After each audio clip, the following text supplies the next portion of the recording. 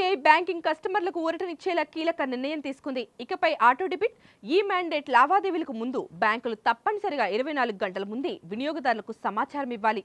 ఓటీటీలో సబ్స్క్రిప్షన్లు, ఇన్సూరెన్స్ ప్రీమియంలు, లోన్ ఈఎంఐలు వంటి అన్ని ఆటో డెబిట్ లావాదేవీలకు ఈ నిబంధన వర్తిస్తుంది.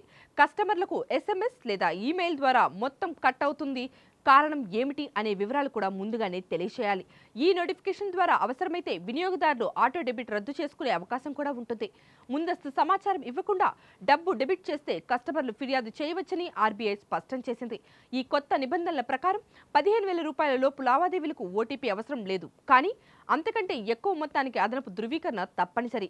ఇన్సూరెన్స్, మ్యూచువల్ ఫండ్స్ వంటి కొన్ని ప్రత్యేక విభాగాలకు ఈ పరిమితిని 1,00,000 రూపాయల వరకు పెంచారు.